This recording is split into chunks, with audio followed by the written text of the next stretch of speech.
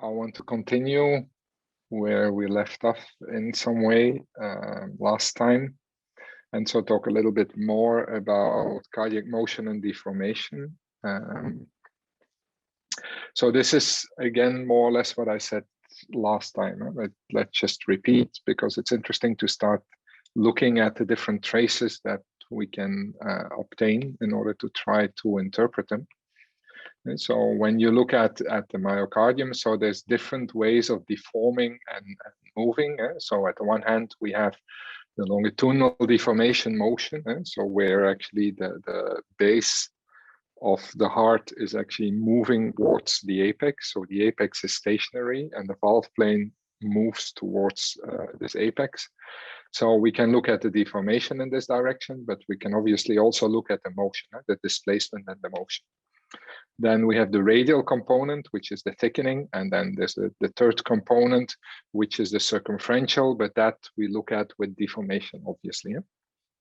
So when we look at the deformation, there are then again these main components of longitudinal, radial, circumferential.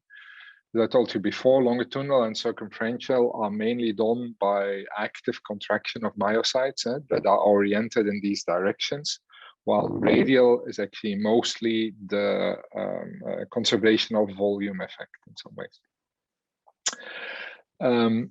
And you have, of course, also shearing of the myocardium, so which turns out then, or you can look at with rotation of torsion, depending on how you measure it. So that shows the overall complex deformation. But as I said before, we mainly concentrate on these longitudinal, radial, and circumferential components in a clinical context. So what are then the measurements or the traces that we can look at? So we can look at the motion, so where we can measure the velocities of a point. So here, for example, we take a septum in an apical view. So the apex would be on top, the base of the ring of the valve is here. So if you look at three different places within the septum, for example, you can measure with Doppler techniques the motion of the myocardium. And so you see the systolic motion, and then you see the two diastolic components. If you integrate this over time, so what you get is then, of course, the displacement. So one of the things which is already interesting to note is, of course, when we look at the velocity, because of the fact that the apex is stationary within the thorax, of course, the velocity will increase the more you go to the base. Right? So you see the apex has low velocities. Towards the base, the velocities are higher. So you have this gradient of velocities when you look at them. And similarly with displacement, obviously also. So because the base displaces much more as compared to the apex. Now, if you look at deformation, so as we said before, you have the two components of deformation. One is the amount of deformation, the strain. One is the rate of deformation, so the strain rate. A thing that you see immediately already is that in normal hearts, this is quite homogeneous. So although the apex is not moving, it is obviously also deforming. So the apical parts are deforming more or less the same as the basal parts. So this is the type of information that we're looking at. Keep in mind that they are mathematically related as a curve.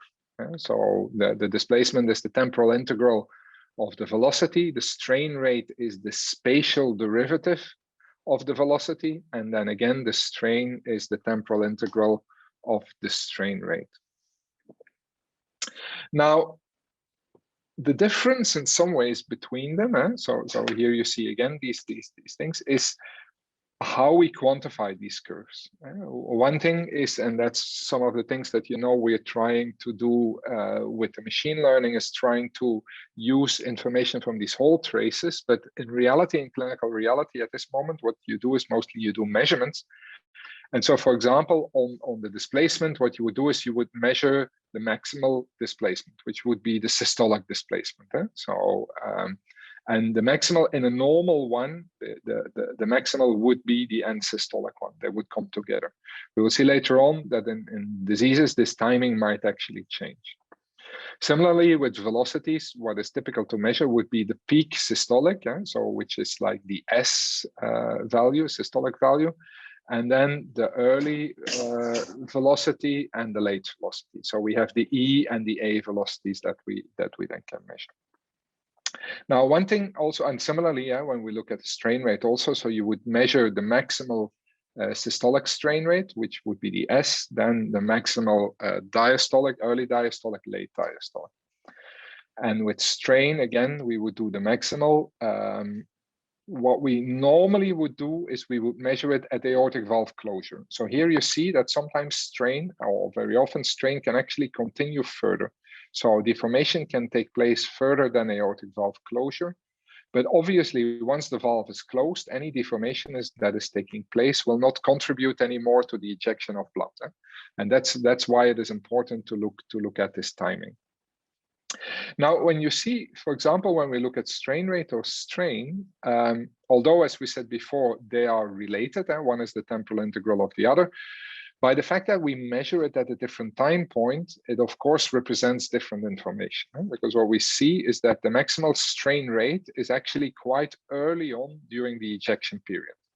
So the ejection period goes from aortic valve opening to aortic valve closure, and the aortic valve opens, of course, after the activation that you see in the QRS complex. So it's when the motion here is starting, or the deformation is starting, that is where aortic valve opens. I'll come back to that in a minute also. And so we look at a relatively early event in systole, while of course, when we look at the strain, we look at everything that happened during the whole ejection period. So that's why especially when we look at single values, they actually have a different information content, but we will come back to that later on also. The other thing is, of course, also is how these things are changing with exercise or with increase in contractility, so with modulation of contractility. And so here's some data on the effect of dobutamine. So when you inject dobutamine, that's a drug that would increase the intrinsic contractility. And what you mostly have is, so you have an increase in contractility, an increase in deformation, as you can see, an increase in the strain, and very often also an increase in the heart rate. I'll come back to that also in a minute. So, and while on the other hand, when you decrease the contractility, so with, for example, a beta blocker, what you see is that mostly deformation will decrease, the speed of motion, so the maximum velocity will also decrease. Very often the ejection fraction, they would increase with an increase in contractility, but would remain similar more or less with a beta blocker. So here you see already that all of these have like a different response. One responds more than the other, but we continue coming back to that, and also how this would be influenced by disease. But the most important to know is we have this type of different measurements, and it's very important to see when you do this measurement or what the timing of this is, because that will tell you quite a lot about cardiac function. Now, similarly, when we do this analysis in clinical practice, so these are the different ways to look at this data. So as we said before, so one thing is looking at the strain curves. I prefer doing that because looking at the patterns of these strain curves tells mostly or has most information on abnormalities. But of course, what you do mostly in clinical practice or in most research papers also is you need a single measurement or a few measurements that you look at. Now, also when you do the strain analysis using speckle tracking, one thing is another way to looking at it is like doing an M mode. So with this M mode, what you actually do is you look at the strain within the whole kind of myocardium. So you go from this yellow, so the yellow points you project here, and then you go towards the apex, which is like the green purple here, and then you go towards the base again of the lateral wall, which is the red. So you actually open up this wall, and then you plot it as a function of time. And so this is a way to do a spatio-temporal plot of the deformation, and then you see how deformation is taking place within the cardiac cycle over time, and at the same time how it is spatially. This is potentially an interesting way of looking at it. It's not always that easy to interpret. So what you mostly do, or what I prefer, is look at the different traces that you see again as a function of time, and you see the color code corresponds to the different segments. In most of the speckle tracking, so when you look at this, obviously what you do is you measure the longitudinal deformation, but theoretically here you can also look or measure the radial deformation. So if you would measure how speckles would move away from each other and towards each other. Now the problem is, although you can look at this parameter, which here is called the transverse parameter, which is the thickening, so the radial strain. The problem is that in that direction, you don't have a lot of resolution in the ultrasound images.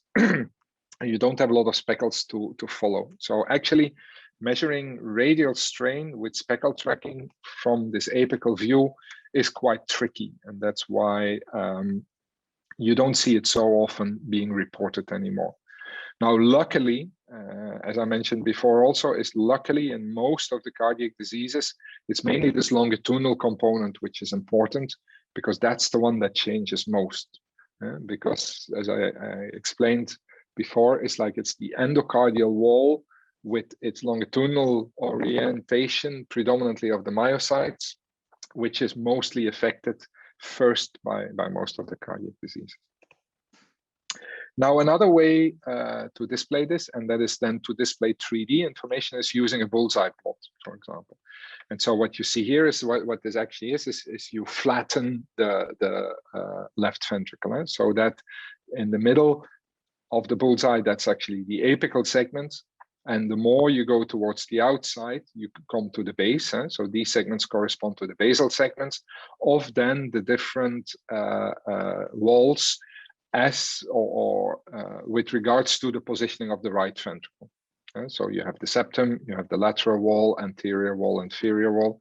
And so this way you get at one time point, that's important, you see a snapshot at one time point of the measurement, but now of the whole ventricle of 3D measurements. This can be measured at once when you have 3D data, or from different slices that you make at the different apical views with ultrasound. And then you can compare patients. Here is a patient before and after CRT, but what it really means, we come back to later on. But what is represented here in this case is the peak systolic strain. And again, the peak systolic strain or end systolic strain might be different, as we said before, but we'll come back to that later on also.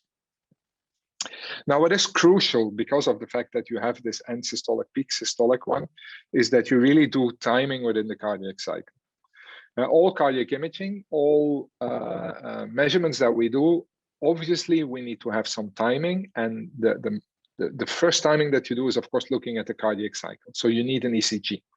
With every kind of acquisition that you do related to the heart, you have to make sure that there's an ECG and that you relate everything with regards to that ECG. So that's your temporal reference. As we said before, that can be either the R peak of the ECG, because that's the easiest to automatically detect, or it can be more physiologically the onset of the QRS complex. Now, what you will see is also super important besides this, especially when we look at deformation, is because we want to look at deformation and how deformation will contribute to the ejection of volume. And so that means that we have to know when the aortic valve is closing. So when is the volume ejection stopping? That's actually the most important timing that you have to include. Ideally, you would include all the timings of the valves. So that means aortic valve opening and closure and mitral valve opening and closure. But if there's one that you can include, you really have to take aortic valve closure into account. So a way to look at this is taking the Doppler. So here you see, so you have the apical 5-chamber view, as they say. So here you see the aorta, you put your sample volume in the aorta, and you get here, so this is the aortic velocity over time. Always refer to the ECG. So the aorta is obviously in systole. So the waveform starts somewhere around the QRS complex. And so here you see the velocity stop. So that's the time point of aortic valve closure. In this case, with regards to, you see here the peak of the R wave. Now, doing it aortic Doppler is not the only method to do it. What you can do also is you can just go through your images, and if the valve is visible, as you see here, you can really look at the dynamics of the valve, and you can find the time point or the frame at which this is closing. So where you see visually the valve closing, and you can actually choose that. Or there are other ways. What you also can do is you can do an M mode through the valve. And here you see, so this is the aorta, and the aortic valve. So you see here, this line, that means that the valve is closed. And at the moment that you lose the line, that means that the valve is opening. So here you see aortic valve opening, and you can find aortic valve closure, although closure is a little bit more tricky to do here. As I said before, the Doppler is the most obvious one to do. The problem partially with the Doppler is that you will always have a different acquisition, or that means a different heartbeat than the one that you did that you're going to use for the strain analysis. So when you do speckle tracking, you do the strain on the B mode grayscale images, and of course the Doppler is taken separately. So what you like to do is acquire them more or less at the same time and check whether the heart rate hasn't changed too much. And mostly you look at a change, you would tolerate a change in length of maximally 10% and preferably even less. So if you have a change in the length of the cycle, which is more, then you have to be very careful with incorporating this. So that's why then using either an anatomical M mode or the B mode itself to find the aortic valve closure is of course better, but the disadvantage is that you need to see the valve, and there's only few views where you really see the valve. Other possibilities is really using the local velocity of it. So, and you really can see with the peaks in the local velocity where it is, or if you're base it on tissue Doppler, what you can actually also do is if you do a tissue Doppler through the valve, then you see that there's actually artifacts of very, very fast motion of aortic valve opening and closure. So these are like different ways that you can look at these events, but the most important is that you use some way to include, because you really need to do it. So when we're going to look at some of these velocities now, so let's look at a couple of things which are interesting to keep in mind when you look at these traces, and that help you also to understand in some ways the complexity of cardiac deformation, motion, and function. So let's come back to what I said before, is when you have a normal heart and a normal heartbeat, what we say is that, of course, your contraction is starting with the electrical activation. And so in a normal heart, what you have is you have a Purkinje system, and the Purkinje system is very important because the Purkinje system can conduct your electricity very fast as compared to when electricity has to travel through the tissue. It's about a factor of 5 roughly faster. So what you have is, as we said before, so activation starts in the sinus node, so which is in the atrium. The atrium is then contracting. Then the electricity arrives in the AV node and is being delayed there. And then from then on, when the activation travels through the AV node, it comes into the His bundle, and then the left bundle, the right bundle, and then into the Purkinje system. And it makes actually that the whole myocardium, in humans, the endocardium, is activated quasi-simultaneously. So within roughly, well, it's always, of course, within the QRS complex, because by definition, the length of the QRS complex is the time that it takes for the ventricular tissue, both left and right, to be activated. And so that would be roughly, say, roughly 80 milliseconds or something like that in a normal heart. So what happens is then when the whole myocardium or the whole endocardium is being activated, then contraction is started.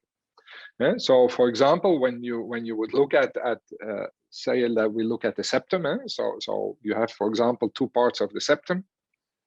What happens is that roughly basal septum is activated first. So what is happening is this tissue is activated, it starts to contract, it starts to develop force. So because that's the first thing, develops force that is then increasing the pressure in the cavity. And once the pressure is high enough to open the aortic valve, it also starts to deform. So first, this develops kind of a force. And obviously what happens is you have some interaction. As I said before, you have different tissue segments which are connected. So when this one starts to develop force, what happens is it tries to stretch the neighboring tissue. Now, if activation is fast enough, what happens now is this neighboring tissue, of course, is also activated at the same time, developing force, and is actually developing the same amount of force. That's why it's very important that the tissue is very homogeneous in its force development. And so these two, or this interaction force is canceling out. And what happens is that because of the force development, first the pressure builds up, and then you get a homogeneous contraction of the whole ventricle at the same time. And because of that, what you see is that this base is being dragged towards the apex, and at the same time, you have this inward motion, as we explained before. But the whole fact is that everything is homogeneous. The amount of force development is homogeneous. The timing is homogeneous. And that gives you this kind of homogeneous strain. And that gives you what we call like the synchronous contraction of the heart. Now, when we look at the motion of the different segments, so when we just measure the velocity, so here you see these are actually pulse Doppler velocity measurements, or here you see a tissue Doppler based velocity measurements, but these are measurements of the base of the different segments.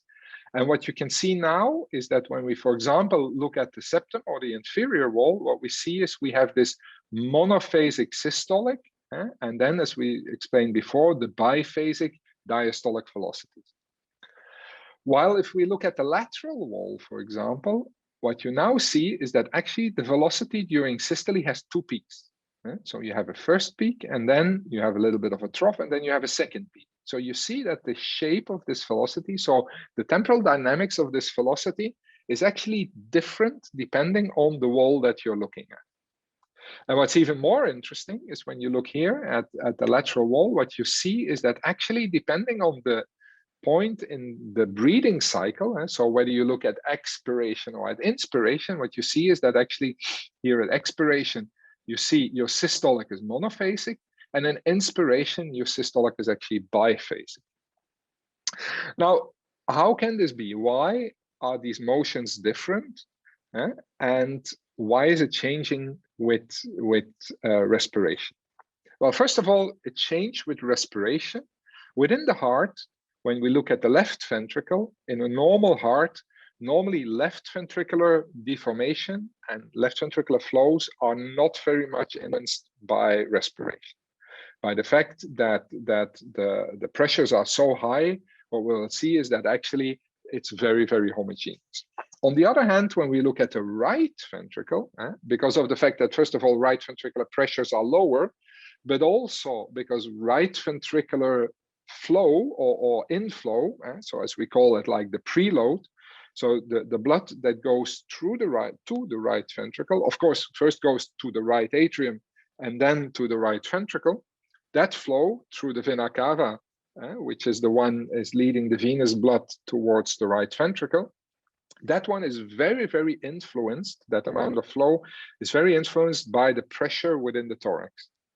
And depending on whether you have inspiration or expiration, you're constantly changing the pressure within the thorax.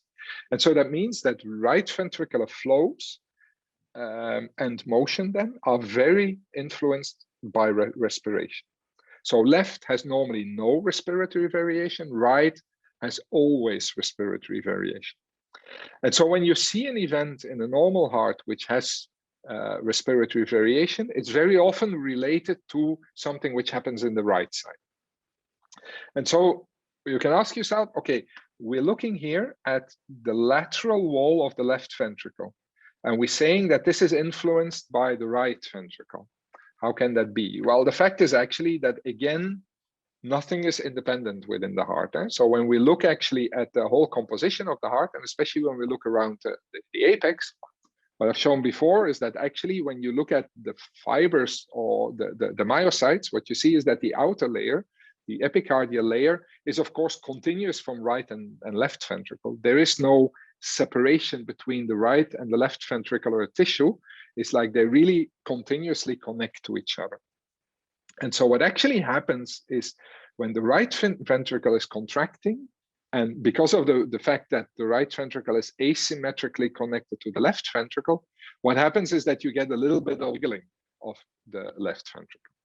And that's actually what you see is when you start looking at this trough, for example, that you see in the lateral wall, the timing of this exactly coincides with the motion of the right ventricle.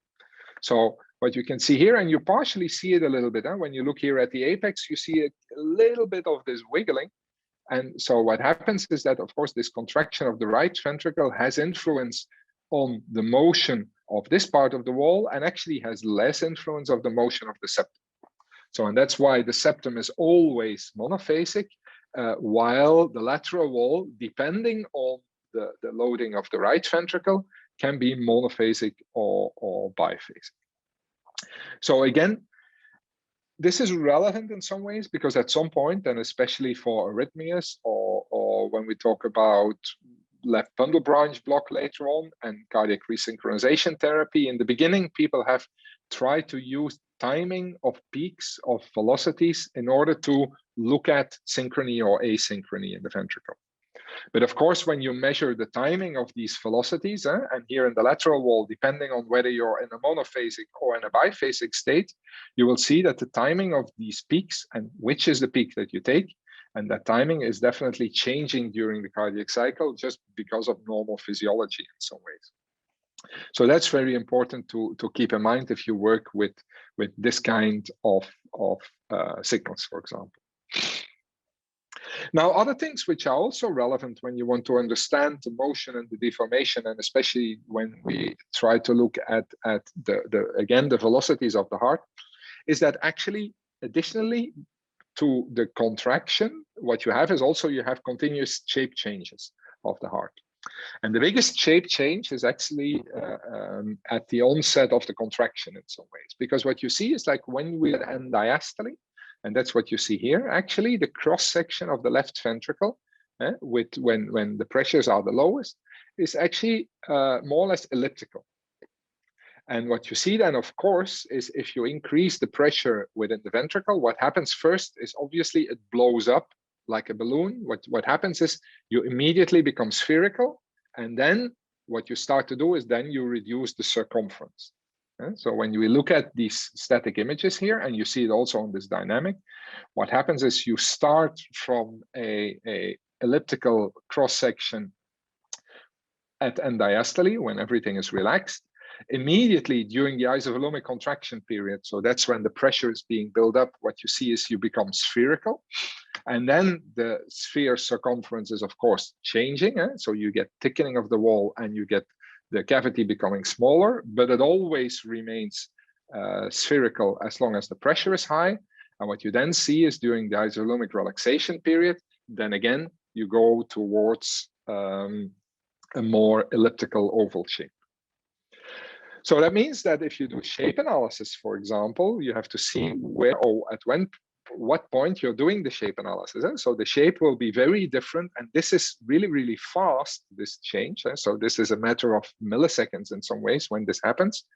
You have to see is which is the shape that you're trying to look at then in that case. And also just to illustrate you how you can see these things when you look, for example, at velocities of the myocardium. So in this case, what we do is we take the left ventricle, and now if we image from this side, so that would be like a parasternal view, as you can say, and so we measure the velocity here and we measure the velocity there. Obviously, we measure always when we do Dopplers, we measure the velocity in the direction of the transducer. So what you look at here is the radial velocities. One of the things that you see is that, of course, between these two walls, the velocities are mirrored. So in a normal heart where everything is synchronous, what you see is we have this inward-outward motion of the 2 points, and so by definition, these velocities will show mirrored changes. And so what happens is that during, as I said before, during the isovolumic contraction, so in the first place, what happens is that the ventricle is bulging out, but the volume, by definition, because it's in the isovolumic period, is not changing, but the shape is changing. And with that, you see that there's actually velocities that you measure. So if you use what we say the tissue Doppler velocities, and we do measurements on there, what you will see is that during the isovolumic contraction, you see this kind of complex motion, which is not related to ejection, but which is related to regional shape changes, that because of the redistribution of the shape when the pressure is increasing. And then, of course, during the systolic period, what we have is we have the shortening and we have the inward motion. So you see the inward motion in both sides. There might be a timing difference depending on when the wall exactly is moving. But you see, as I said before, that the peak of the velocity will be very, very early during the ejection period. And this corresponds to the outflow. So this will be the aortic outflow pattern. So this is the motion pattern of the myocardium in the direction, in the radial direction. And this would be the resulting volume flow through the aortic valve. And you see, of course, that this timing is more or less equivalent. So what we have is we have first an acceleration of the myocardium that will result in an acceleration of the blood flow. And then we have a deceleration. So although we still have an inward motion of the wall and we have blood flowing out, what happens is that because we start to decelerate, you see that we have a decrease in the velocity. And of course, we have also a decrease in the velocity of the blood that is flowing out. And then in the isovolumic relaxation period, as we said before, you have this very fast shape change again. And then during the filling period, you have your 2 periods of filling that correspond also to the different events on, in this case, then the mitral inflow, of course, because the inflow and the outflow are in the end caused by the deformation and the motion of the wall. Okay, so what is also very important, as we said before, is like you have to look at the dynamics of the heart, at the dynamic changes of the heart, because always when you want to look at things, it's like the heart has to adapt to the volume that is needed by the body. So the oxygen needed, the nutrition needed. So that means that we have to modulate the cardiac output. And so we do that during exercise or whatever. It means that also it's a combination of modulating the amount of deformation, because if you can increase the amount of deformation, obviously you increase the amount of stroke volume and thus cardiac output that is being generated. Or you increase your heart rate, because of course, the faster you start beating, the more blood you will be able to eject per minute. And what is important also, again, when you compare different measurements at different heart rates, or you compare patients with different heart rates, of course, you somehow have to normalize this. So you have to, everything has to be related to this cardiac cycle. Now, the thing is, your normalization cannot be linear. So it's not so that everything changes linearly with the length of the cardiac cycle. Because what you see here, for example, is with increasing heart rate, when we look at the pressures, you see this is then the systolic period. So what you clearly see is that with increasing pressures, you see that the systolic period is not changing that much, but it's actually the diastolic period, so the filling period, which is changing much more. And that's actually relevant because at the moment that we go to look at pathology, we're not going to go in detail now, but one of the problems, for example, with heart failure is that your relaxation becomes slower. So you see that the slope of the pressure decrease becomes slower. And of course, what you then see is that when you have at a very high heart rate, you see that this filling period becomes extremely small and then likely is not long enough in order for the ventricle to fully fill. And this is when we start to get diastolic dysfunction and diastolic heart failure at some point. So looking at how deformation and rate of deformation is changing with heart rate and with contractility. That is extremely important because these are the things that we can use then at some point in order to try to judge if there's something wrong also with cardiac function. And so here you see how rate of deformation and deformation itself, deformation related to stroke volume, as we said before, rate of deformation related to contractility, and how they are changing with heart rate, and heart rate being modulated either by an infusion of dobutamine. So as we said before, dobutamine will increase contractility and will increase heart rate, or with pacing, because with pacing we can increase the heart rate without any change in contractility, or with pacing and a decrease in contractility with, for example, a beta blocker. As Malol, that's a typical beta blocker. What you see is that when we do atrial pacing, so we increase the heart rate without anything else, what you see is that the rate of deformation is not changing at all. So the speed at which the heart is contracting remains the same, independent of the heart rate.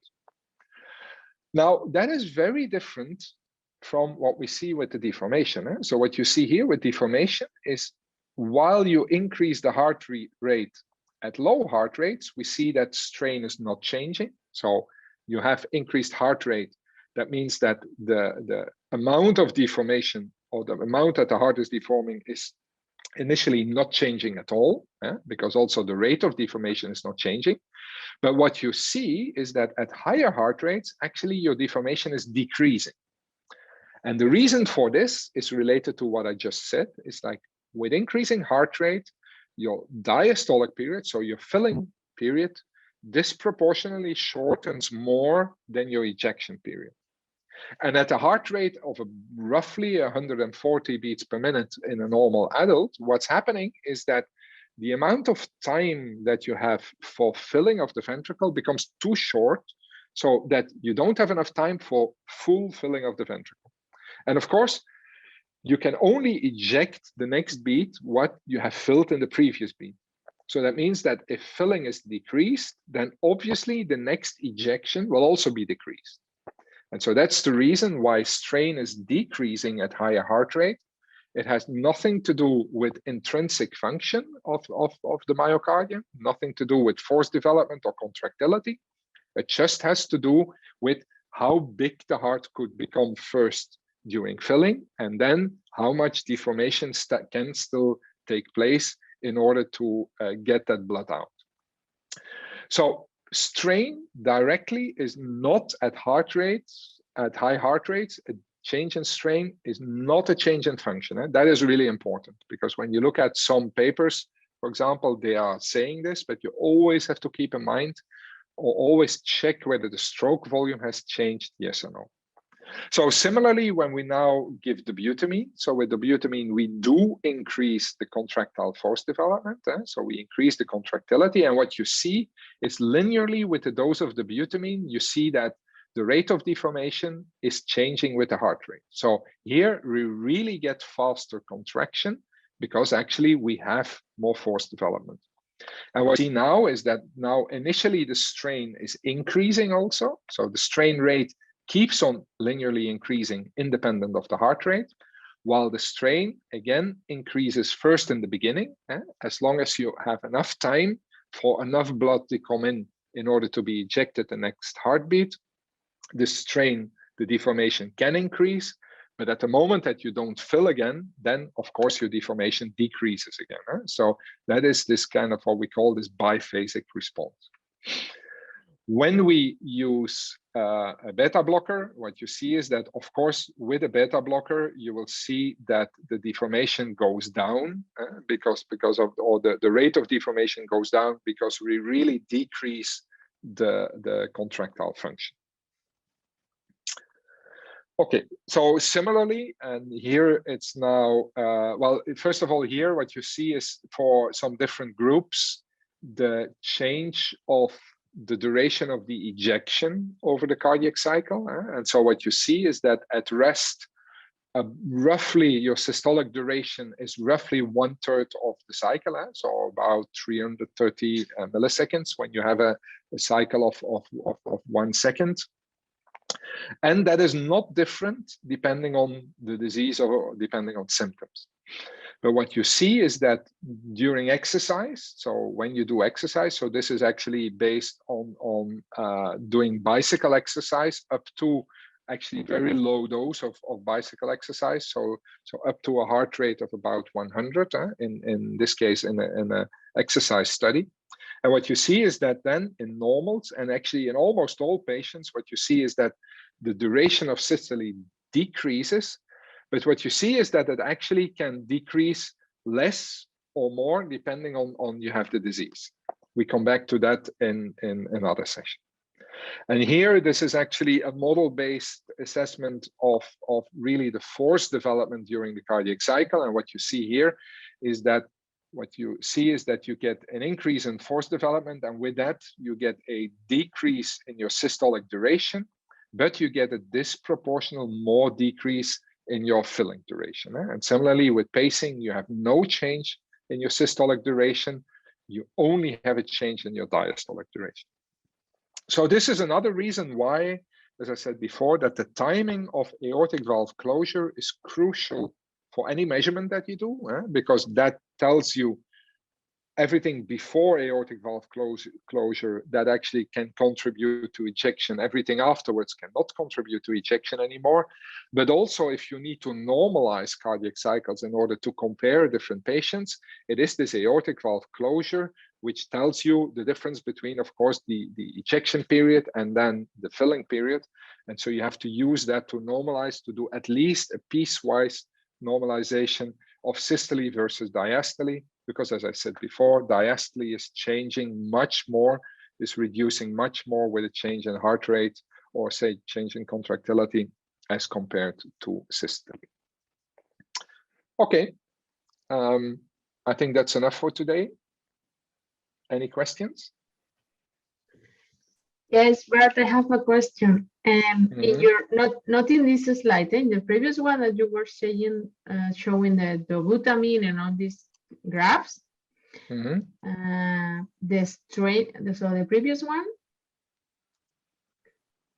here, the strain values on the right. This is not possible, no? 80.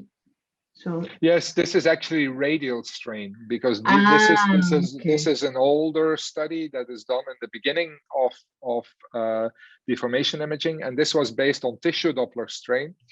And tissue Doppler strain, with that you can measure the radial strain with very high resolution when you use tissue Doppler in a parasternal long axis view. So you really measure the velocities within the walls, and that's the only way that you can measure it. But obviously you can only measure the septum and the lateral wall. Any other segment is extremely difficult to measure. So that's why you have these deformation values. And radial strain can be 80%. Yeah. Even actually more if you fully measure it, including trabeculations and things like that. So, but that is typical, is that it goes towards that. And then especially, of course, under dobutamine. So at the normal values is roughly 60% that you would measure. And with dobutamine, so you really can get much more contraction. And then you get up to 80%.